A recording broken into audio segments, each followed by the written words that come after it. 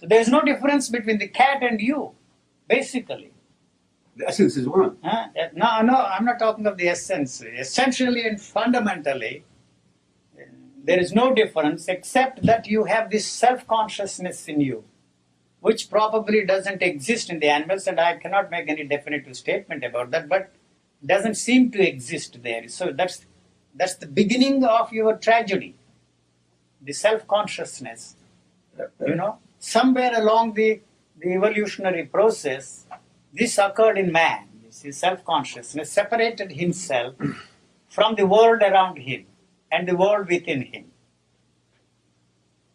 I don't know if it makes any sense. Yeah, I think... you must help me. Yeah, I'm trying. Yeah. I think... you see, I'm not trying to win you over to any point of view. I have no point of view. I want to know what you mean by tragedy, because you said that a couple of times. And misery. Man is living a miserable life, you see. Like what? I mean, there is a struggle, there is a pain, there is a sorrow, if you want to use a philosophical term. Are you talking about misery like starvation? Are you talking about philosophical misery or I'm something? not talking of misery, not becoming something. Permanence, you see, is all that you are interested in. You see, the demand for permanence. It's some kind of mental mistake happiness we're without making? even one moment of unhappiness. Pleasure without any pain. So pleasure, the body is not, the living organism is not interested in pleasure at all. You see, because the moment you recognize a particular sensation as a pleasurable sensation, there is a demand to make it last longer. You see, a pleasurable sensation destroys the sensitivity of the nervous system, so it is not interested in the permanence or the continuity of a pleasurable sensation. That's all that I'm saying. So that is why the moment you separate yourself from that sensation, which is neither pleasurable nor painful, but just a sensation, you have turned that sensation into a painful sensation. That's all that I'm saying. It is a pain. And you're saying the basis of it is self-consciousness. Self-consciousness. That's the misery you're talking about. The division in your consciousness which is absent there in the animals, but this division is necessary for the survival and also for producing one like this. These are the two basic things in a living organism, whether it's a human being or an animal or you see any other form of life, to survive and to reproduce one like that. There, this division is absolutely necessary. So that means that you're saying that certain kind of self-consciousness is there in you as well. No, the self-consciousness comes into being when there is a demand For survival. for survival. You see, that's all. So I'm not for a moment denying that your belief in God, your belief in political ideologies are also part of this survival mechanism. It's an extension of the same survival mechanism. Those who believe in God, those who do not believe in God. Those who believe in God had a better chance of survival than those who did not believe in God. Like that, you see, political ideologies, communist, God knows what other systems of political idiotic ideologies we have today. What makes you think it is necessary for survival, that kind of self-consciousness? What makes you think it is necessary It is not necessary, that's all that I'm saying. It for has survival. become For survival. For survival. It's not really necessary. Not for at all. survival. It just happens to be a mistake of nature. That's all that I'm saying. So that mistake is a great big mistake which will destroy everything. See, I'm not concerned about the continuity of mankind. Yes, after all, mankind is an extension of yourself. Mankind is an abstraction. Because you know that there is a permanence about you and the things around you, you project a thing called mankind and say that must live forever. So what the hell you are interested in mankind? What for? It's a projection of your own demand for permanence.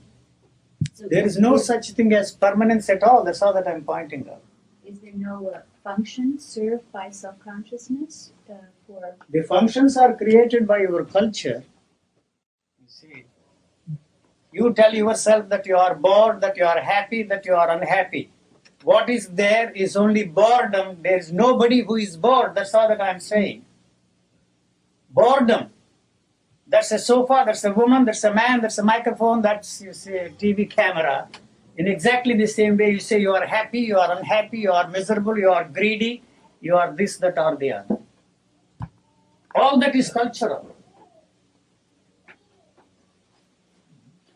Only thing that is valid and living there is the natural anger. You see, lust that is essential for the survival of the mechanism. Those are the two things that are there, that are part of the biological functioning of the living organism. Everything else is superimposed on them. The greed, the jealousy, the envy, the whole cultural nonsense, all the human values are imposed on that. They have not touched anything there. There is such a thing as the world mind, you see. The totality of man's thoughts, feelings, and experiences passed down to us from generation to generation. You have to use that to experience yourself as an entity. You know, what you call you cannot be experienced without the help of that knowledge. So our very existence as an individual or existence as an entity depends upon that. How can you separate yourself from that and say, this is me? In that sense, I say you have no freedom of action. When I say that, I am not saying that there is such a thing as fatality and all such things. You have freedom of action if you want to come here or you don't want to come here. That's all. Even there, I don't know how much of freedom you have. There is a conflict. See, there also. So you're actually questioning the very idea of there being such a thing as the mind doing some projecting. That's really the response he's giving to what you said. Yes. That's the point I think he's trying to make. But you're not saying that, for instance, Murti is just a figment of my imagination, right? See, he doesn't exist unless you exist. I don't know if I... That's true. That's True. The world does not... I'm not denying the world. You see, don't get me wrong. I'm not saying that the world is an illusion or anything. It's just absolute rubbish to call it the world. Whatever you experience of the world is unreal. So what I'm saying is that you have no way of experiencing the reality of anything except through the help of this knowledge. So even that which we have taken for granted as real is questionable. So don't bother about the ultimate reality at all. This reality, that this is soft and this is hard, is something which cannot be experienced by you except through the knowledge you have. And what is that knowledge? It's memory. What are you? What is man? Somebody asked me. It's just a memory. It's a memory that tells you. The manifestation of that knowledge. Everything around us is the manifestation of that knowledge. Don't use philosophical terms. We can use a simple English. You see, we don't want to use the philosophical manifestation of that knowledge, and that knowledge is. I'm saying that knowledge eternal. is the knowledge. When I use the word knowledge, I mean a very simple thing: the knowledge that you are a man, not a woman. You see, the knowledge that you are happy, that you are free, not free. That is the knowledge I am talking about. There is no other knowledge. That's the realization. The realization that I am a man, not a woman. The realization that I am happy and not happy. To realize that. Yes. The realization of a person. But is there anybody who is happy? To say anything. It is not there. Nor am I at the same time reluctant to say anything. Not, you see, it depends upon you. You are the medium through which whatever I'm supposed to be saying is expressing itself. I'm not mystifying. You are the medium through which it is expressing it. It has no other way of expressing it. And so you are not listening to me anyways. You can't listen without interpretation. You know, there is no such thing, art of listening and all that kind of thing. You have no way of listening to anything except through interpretations. Is it possible for you to listen to anything without interpretation? And why should you listen without interpretation? That's all that you can do. If somebody says that, you see, that there is an art of listening, that you can listen to things without interpretation, it implies that there is something marvelous is going to happen or some such thing. How about when you listen? Do you... It's just noise. You regard it as noise? The computer is registering everything. You see. It's an automatic thing. You are just a computer there. That's all. You don't want to accept that fact. For centuries, we have been brainwashed to believe that there is something there, that you should not be just a mechanical human being. That you should be this, that, or the other. And the misery or the tragedy of mankind is because of that we have superimposed on that what we call human values. You see. The human values are responsible for the tragedy of mankind because they're all false. So what they have done is to create misery, suffering. You suffer because they are false and they have falsified you. The question, how can they be false, the great teachers of mankind? They are all false.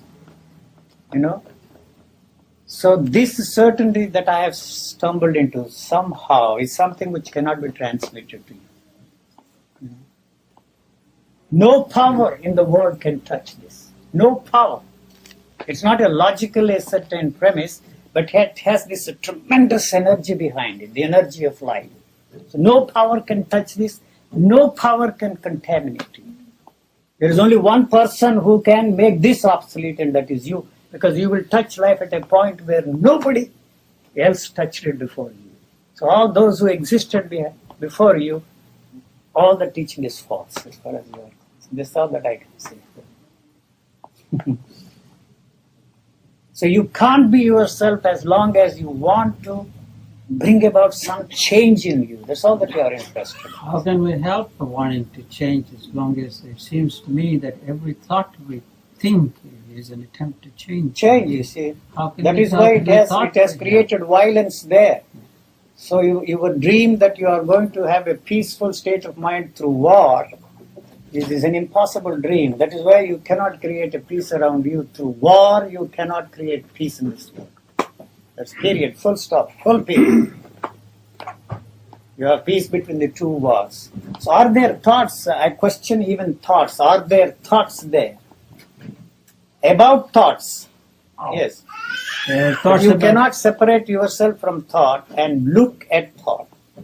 Very concerned to know something about thought is there because of the assumption that there is such a thing as thought. I say no thought. What is there is only what you know about thought. I was saying in India, remember I question even the consciousness. Is there any such thing as consciousness? No. You become conscious of things only through what you call thought. Thought is not something mysterious, mystical thing. It is the knowledge about the things. You call that a camera, you call this sofa, you call her a woman, you call him a man. That's all that is there. He and others is because of the assumption that there is an answer to the question. You forget that the questions are born out of the answers you already have. So to me, this question and answers business is just a meaningless ritual, ridiculous ritual. I am not indulging in any kind of such a ritual here. I am pointing out that you cannot have any questions. You have answers, you see. And you really don't want the answer for the question you are throwing at me, because that means the answer is in jeopardy. The answer which you have taken for granted is the answer for that. So the problem is not the question, but the answer. So you don't want to let go the answer you already have. So your interest is to throw this question at me out of curiosity, and if the answer confirms the answer you already have, you accept it, and if it doesn't confirm, you reject it. The answer you already have is what exactly? An idea which I want, of a state I want to be in, and myself to be in that state. True, but that's the answer. So whatever it is. This state that you are talking about, your state, does not at all exist except in relationship with the state you want to be in. Exactly. You see, you want to be happy for whatever reason, that is why you are unhappy.